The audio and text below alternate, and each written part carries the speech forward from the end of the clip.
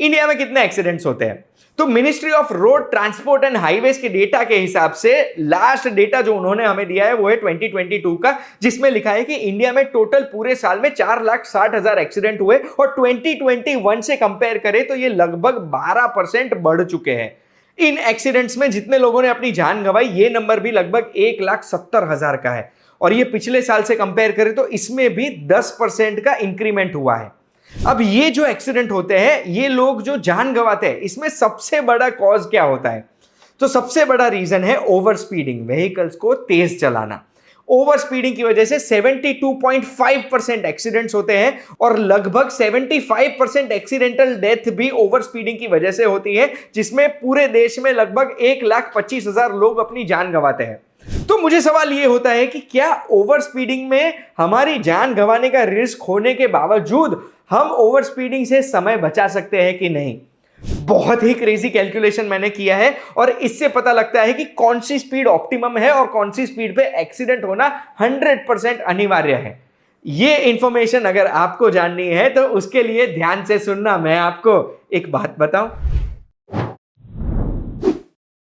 Road accidents in India 2022 में India में 1,25,000 लोगों ने अपनी जान गंवाई थी ओवर स्पीडिंग की वजह से रोड एक्सीडेंट्स में, यानी हर घंटे 15 लोगों ने अपनी जान गंवाई थी। और अगर 2024 में ये नंबर कंटिन्यू करता है तो ये वीडियो खत्म होगा तब तक शायद 2 लोगों ने अपनी जान गंवा दी होगी रोड एक्सीडेंट की वजह से, ओवर स्पीडिंग की वजह से। तो सवाल सबसे पहले ये होता है कि ओवर स्पीडिंग से क्या हम हमारा समय बचा सकते हैं?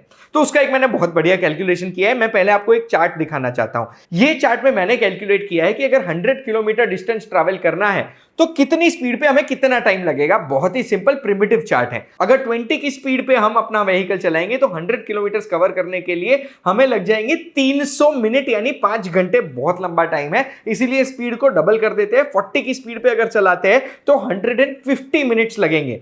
इसका मतलब यह है कि यार टाइम आधा हो गया है। 20 से 40 तो चला ही सकते हैं, 40 इज अ सेफ स्पीड। 40 से 60 करेंगे, 20 किलोमीटर और स्पीड बढ़ाएंगे हम, तो 150 के बजाय 100 मिनट्स ही लगेंगे। ये भी हमारा टाइम बचा, 50 मिनट्स बच गए। इसका मतलब है 60 जो मैनेजेबल स्पीड है, एवरेज स्पीड हाईवे पे 60 हम मेंटेन कर सकते हैं, उस पे व्हीकल चलाने से हमारा फायदा होता है। 60 से 80 अगर हम हमारी स्पीड करेंगे तो हमारे और 25 मिनट बचेंगे और 100 किलोमीटर ट्रैवल करने के लिए 75 मिनट्स हमें लगेंगे। अब 60 से जैसे ही स्पीड बढ़ती है ना तो खतरा बढ़ने लगता है। क्यों खतरा बढ़ता है उसका भी एक कैलकुलेशन मैंने आगे किया है। पर अभी 80 की स्पीड पे 75 मिनट्स बचे, मान लीजिए एवरेज स्पीड 100 रखते हैं तो उससे कितना समय बचा पाएंगे? तो 80 में 75 मिनट्स लगने वाले थे, अगर 100 पे व्हीकल चलाएंगे तो सिर्फ 15 मिनट बचेगी और 60 मिनट लगेंगे हमें 100 किलोमीटर ट्रैवल करने के लिए। जिसका मतलब यह है कि 100 किलोमीटर की स्पीड पे हम 60 मिनट हमारा व्हीकल चलाएंगे, इतना रिस्क लेंगे, तब जाके 15 मिनट बचेगी। और 20 की स्पीड बढ़ा देते हैं, 120 की स्पीड पे हमें लगेंगे 50 मिनट, बचे सिर्फ 10 मिनट है।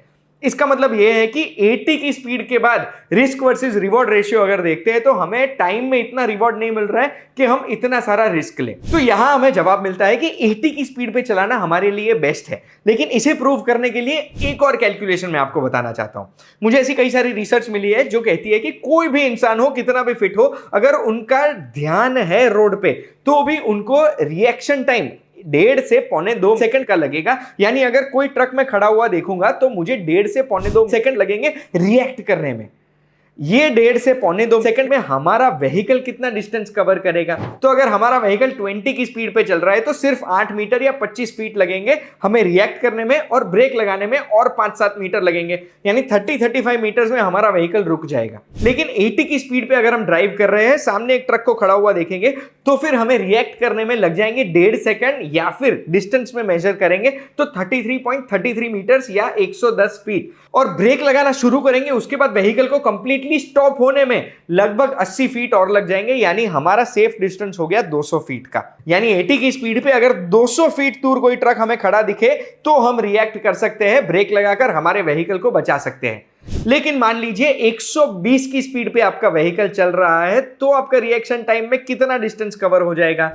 लगभग 165 फीट या 50 मीटर, और ब्रेक लगने में और 100-120 मीटर लगेंगे। यानी आपका सेफ डिस्टेंस, आपको रनवे जो चाहिए ब्रेक लगाने के लिए कंप्लीटली स्टॉप होने में, वो 280-290 फीट का चाहिए। देखिए, इससे तो इतना पता लगता है कि अगर 120 की स्पीड पे चला रहे हैं तो हमें कॉन्स्टेंटली ध्यान रोड पर देना पड़ेगा, 80 की स्पीड पे कम देना पड़ेगा, क्योंकि 120 की स्पीड पे हमें 300 फीट अगर कोई चीज दूर है तब से उसको पहचान कर ब्रेक लगानी है। इसीलिए 80 पे चलाना चाहिए। लेकिन मेरे पास एक और कैलकुलेशन है। अगर आप हेडलाइट ऑन करके रात को अपना व्हीकल चलाते हैं तो आपका हेडलाइट आपको कितने दूर तक का विजन देगा, उसका भी कैलकुलेशन मेरे पास है, और वो लगभग 250 फीट है। इसका मतलब यह है कि अगर रात को ड्राइव कर रहे हैं और हेडलाइट्स ऑन है तो हमें 250 फीट दूर तक की कोई भी चीज दिखेगी।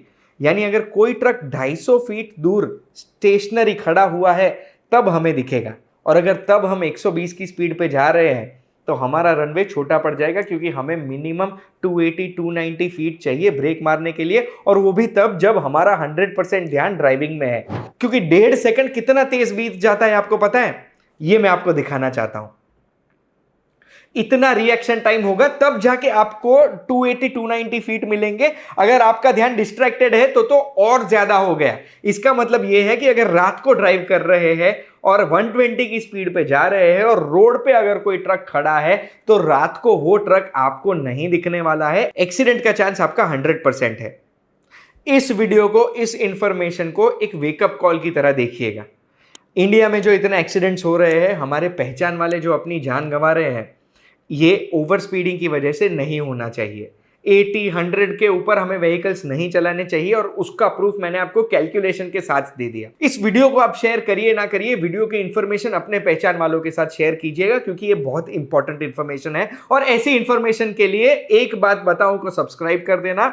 हम फिर मिलेंगे।